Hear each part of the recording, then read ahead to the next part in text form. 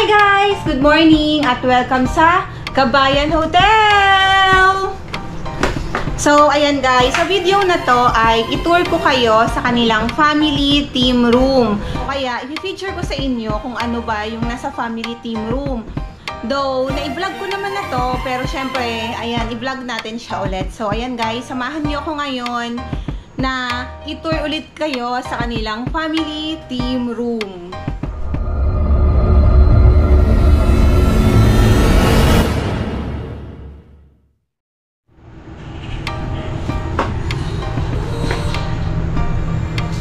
So, yan yung kanilang first bed. Pang single lang. Tapos, ito rin yung kanilang second bed, single. And then, dito kasi sa bed na to, pwede dyan yung tatlong person. So, dalawang adult and one kid. Yan. Tapos, yan naman yung kanilang table. So, diba, punong-puno yung aming table. Yan. Yan naman yung kanilang table area. And then, yan yung aking working laptop. And then, yan yung kanilang TV. So, dito sa kanilang socket, ganito yung itsura niya. Yan. Then, ito, yung charging area. Tapos, meron din silang mini ref. Ito. Yan, ang kanilang mini ref. Tapos, meron silang yan, sleeper. Kapag family room, tatlo yung pinoprovide nilang sleeper. Ayun yung pangalawa. Ayun yung pangatlo. O, diba? Yan. Tas, eto naman ang kanilang cabinet. Yan. Cabinet. So, ilan ba yung hanger nila total? 2, 4, so 5 hangers. Yan. Tas, eto naman yung kanilang vault. Yan. And then, punta na tayo sa kanilang shower room or shower area. Ayan. So, meron na sila ditong mga provided. Ayan. Toothbrush ata yan and merong toothpaste dyan. Tapos, ito yung kanilang Kabayan soap. Ayan. Ito ang kanilang Kabayan shampoo with conditioner. So, provided na yan pagdating nyo. At ito naman yung kanilang facial soap. Ito yung kanilang sink. So, okay naman siya. Okay naman yung running water.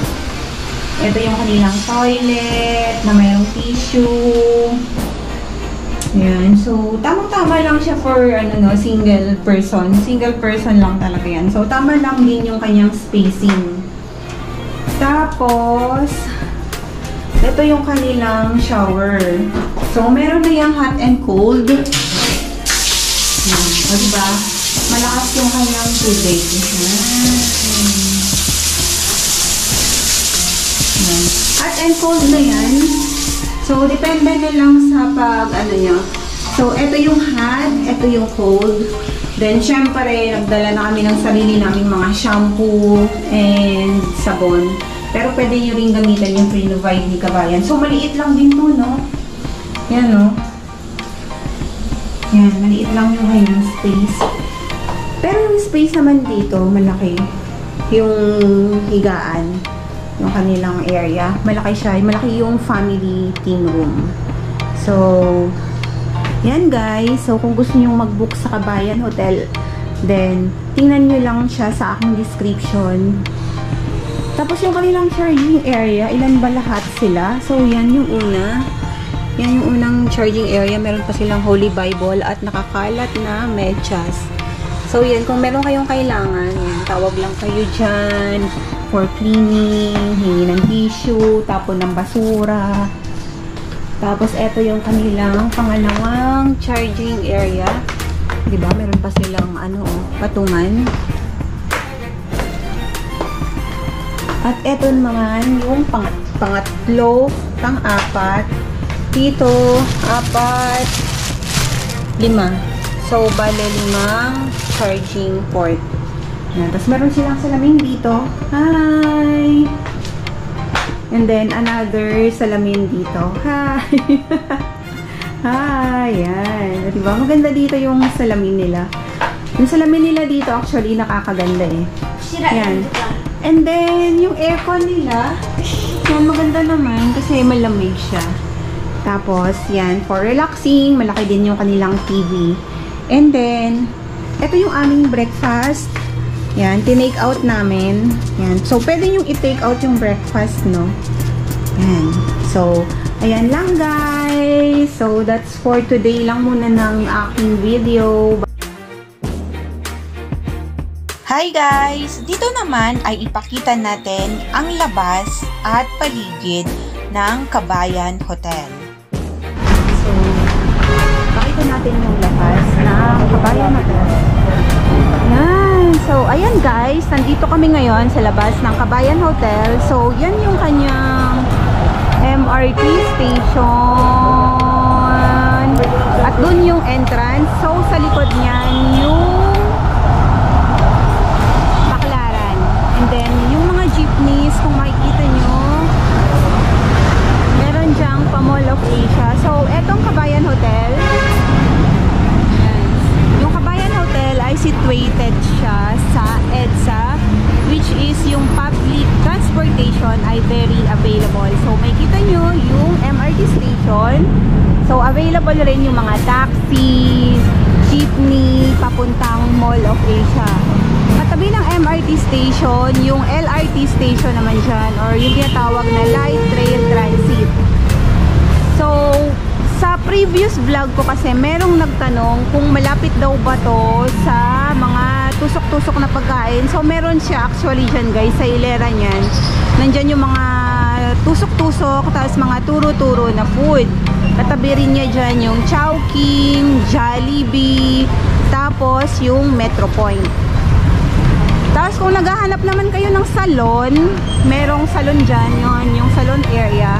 So, para makita nyo, puntahan na rin natin. So, yung salon,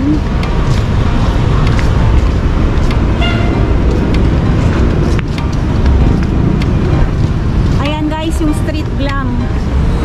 Yan, street glam. Tapos yung mga turo-turo, tsaka tusok-tusok pala, ayan. So, yan, kasi naghahanap kayo ng mga ihaw-ihaw or tusok-tusok. Tapos, kung gusto nyo naman ng hair salon or face spa, nail spa, so, yung street glam na yan. Yan, guys. So, eto naman yung Kabayan. Yan po yung kanyang kataasan ng building. Tapos, papasukin naman natin yung kanyang lobby area. Kasi sa previous vlog ko, sabi doon, dapat daw pinakita ko yung kabuuan ng lobby area. Kaya dito, ipapakita natin ang kabuuan ng lobby area. Yan guys, so ang unang sasalubong sa inyo sa Kabayan Hotel ang kanilang big Christmas tree. So, nailagay na siya sa gitna, no? Kasi last year, ay walang Christmas tree na nakalagay sa gitna ng lobby. Tapos guys, ito yung kabuuan ng kanilang lobby area.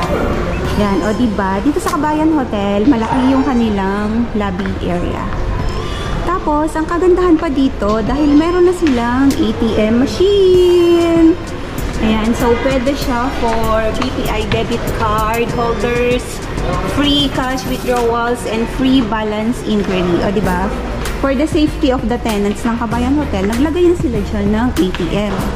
And then, syempre, yung kanilang Salo Restaurant or Salo Restaurant, which is yung tagline is good for Salo-Salo.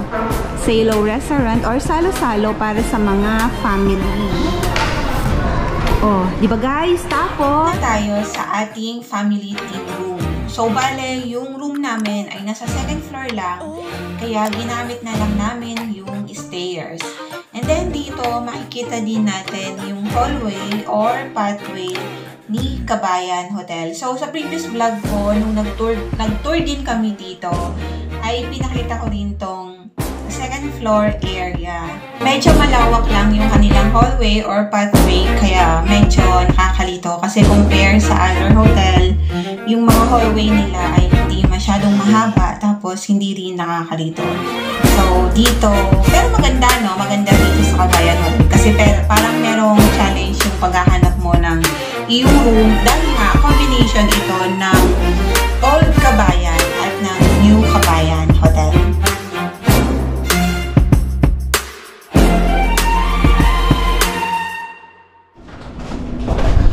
Hi guys! Good morning! So, today ay pupunta kami sa Salo Restaurant para mag-breakfast. So, yan yung mga kasama ko. Ayan guys, so tingnan natin kung ano yung menu na i-offer nila ngayong breakfast.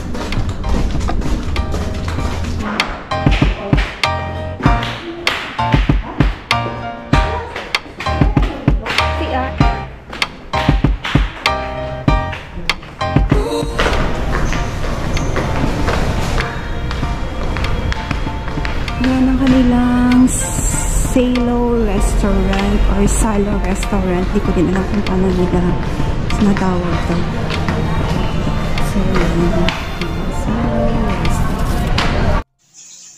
So, eto na guys ang kanilang Salo Restaurant na malaki din ang espasyo.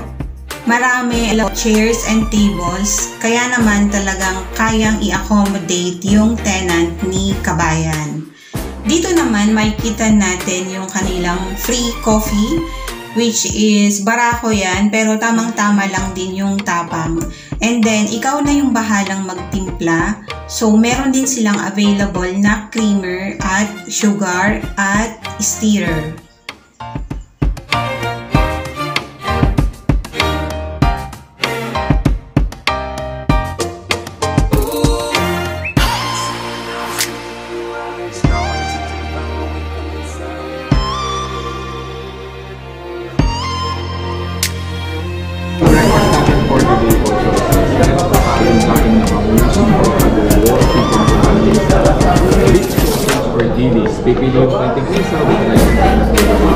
May fruits po ngayon. May fruits po binibigay. Bali, ano po yun, ma'am? Extra order po yun. Extra order.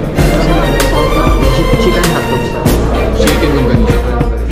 Ang kanila namang choice of breakfast menu ay daing na bangus, beef longganisa, pork adobo, chicken longganisa, beef sausage, at dilis. So, madami yung kanilang rice na binibigay, kaya sulit na sulit at talagang busog-lusog na guys yung kanilang breakfast. Kabayan Hotel Food Breakfast. Sulit na sulit at swak na swak sa mga kababayan nating balikbayan. Mula sa daing na bangus, siksik-lig na kanin, ito naman ang kanilang chicken sausage, beef sausage, at ang everyday breakfast na